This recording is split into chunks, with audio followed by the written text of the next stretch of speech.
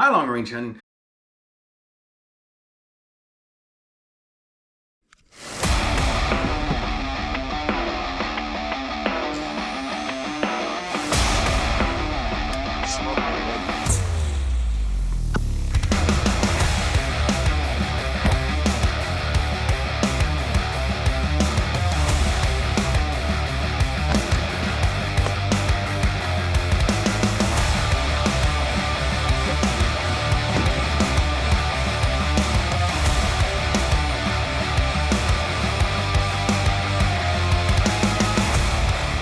Now, what we're going to be discussing today isn't actually on gel tests at the moment. This is a common topic that comes up all the time with, especially us recommending high shoulder shots, and that has to do with the shoulder itself. Now, contrary to popular belief, there's not a lot of difference in bones between like an elk, a white-tailed deer, a mule deer, a moose. In circumference, it looks bigger just because of how much larger it is, but we don't care about circumference. It doesn't matter if it's 7 inches wide or 3 inches wide. The depth that you got to penetrate is really all that matters. It's been one of those things this year. I was going to shoot some animals. I was going to save those shoulders so that we could show this and put those in front of gel tests.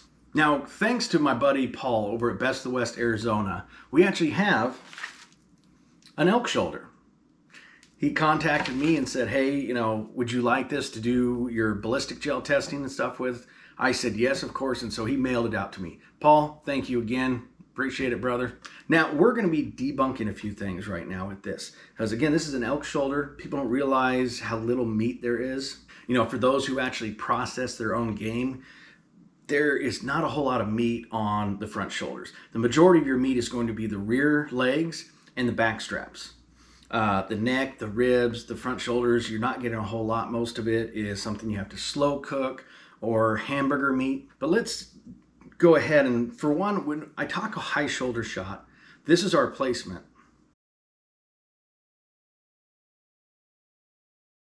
And this is what you're trying to hit, this, as I call it, the paddle.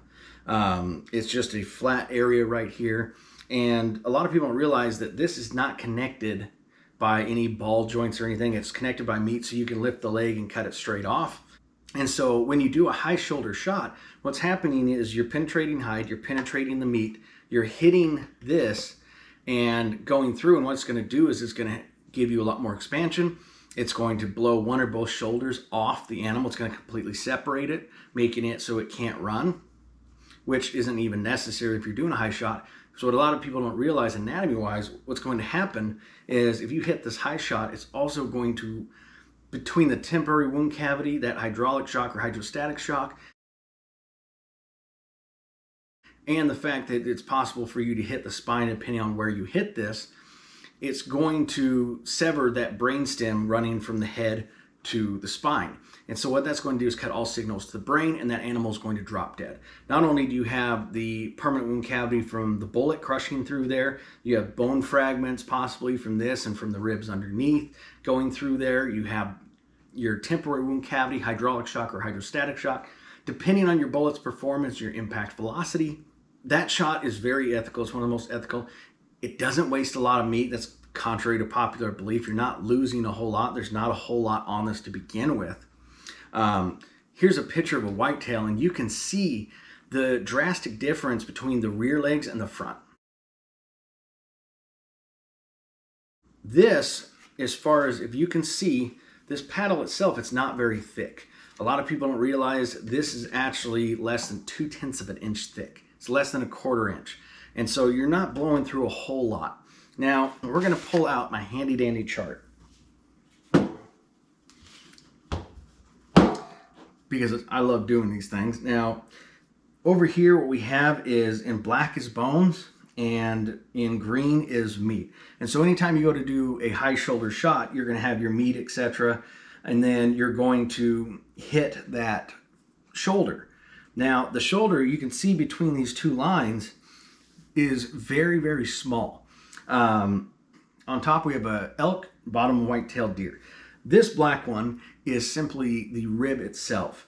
And that's the depth that I've measured on animals that I've killed as far as I'm not talking about circumference, I'm talking depth of that penetration for that projectile. Now, on an elk, you're only looking at 1 inch. We're looking 6/8 of an inch on a white-tailed deer. You're talking about 2/10 of an inch. Again, less than a 1/4 inch. It's not a drastic difference. People have this illusion that, these bones are so much thicker and huge and talk about like it's going to stop a bullet because, if you do a high shoulder shot with a bow, it's going to stop it. But bows and bullets are completely different. And so comparing the two is beyond ridiculous. Now, what I have here is on this outside meat is another misconception, and that is the measured depth of meat that you're going to get from, you can see this blade, and I'll cover that in a second, but that's the depth of the meat that you're going to have to get through in order to get to that first bone. And so with a white-tailed deer, we're talking 1.1 inches, and we're talking 1.5 for an elk. We're literally talking less than 1/2 inch. Again, it's not drastic, it's not huge. There's a lot of misconceptions about that, and that's what doing stuff like this is going to help people understand. Now, I am going to be shooting this for the gel test. First, I wanted to do this video, and when I do it for the gel test, I'm actually going to cut this in half so we can get a low velocity and a high velocity and show the difference. Something a lot of people don't realize is they say, oh, well, low velocity, it's going to hit this, it's not going to penetrate well. Actually, hitting the shoulder is going to benefit you on those lower velocity shots. Again, we're not talking about snail's pace here. Even on the low velocity shots, it's still going supersonic, faster than the speed of sound. We're looking, let's say 1,400 feet per second, that's still cooking. But what's going to happen is that bullet without hitting that shoulder is actually going to enter, it's not going to be having as much force to help that expand. And so what's going to happen is it's going to start, and generally it'll either dump it, depending on how large the animal is, it's going to start dumping once it gets inside, or it's going to be already inside a little bit, and then it's going to start to dump. Instead of that rapid expansion like you get on a high velocity. Which is why you pick and choose your shots to make sure that you're getting the best, area where that temporary wound cavity is going to be. There's not a whole lot of difference between these two. Now, what I was talking about is there is a sliver of meat right here, and then you have a sliver of meat that comes over here, and you have a very, very thin piece right here. But that bullet, what's going to happen is because of the lower impact velocities, it's going to aid you in those lower velocity expansions. So by hitting this at longer range, it's actually going to aid you. It's going to open up that bullet more and ensure that you get more of that potential energy dump into that animal.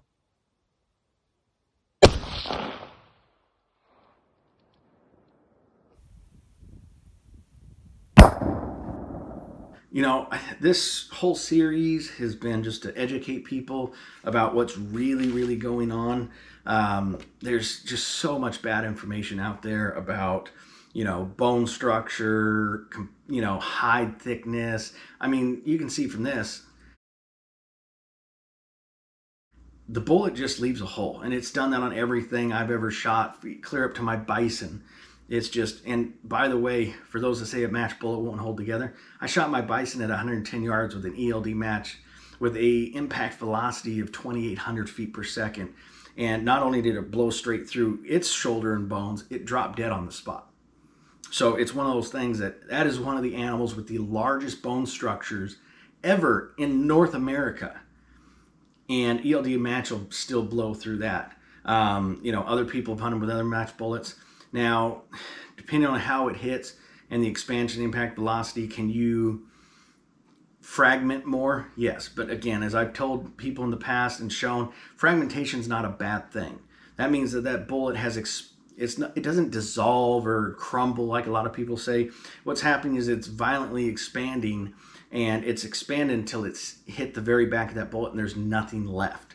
And so that's going to give you the most force. So not only you have that bullet expanding, but it's also fragmenting in multiple projectiles and going in different directions, causing damage. And so it's a very effective thing. Don't be afraid of that. Just make sure that your impact velocity and your impact resistance, that you're getting that temporary wound cavity in the right spot. Certain shots, depending on the bullet construction, the sectional density, I'm going to wait until I'm a little bit further out. Generally speaking, I will do high shoulder from about 400 out. It can, again, it depends on the weapon system I'm using. It depends on the velocity, the bullet, everything. But that's just my general rule of thumb, because that's what I found gives me the best results. Now, does that mean that it won't work up close? I've done plenty of them up close too. Both will work.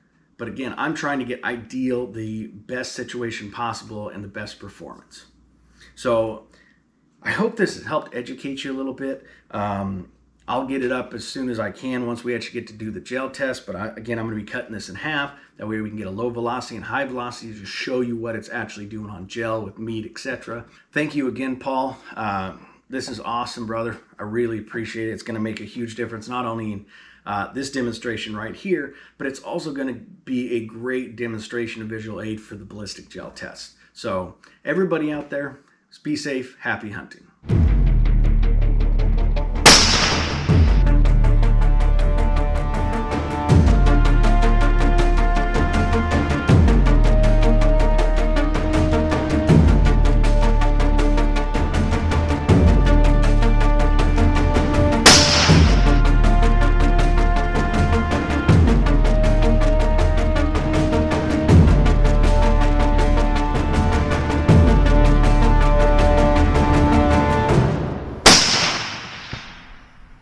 Not that hard, people.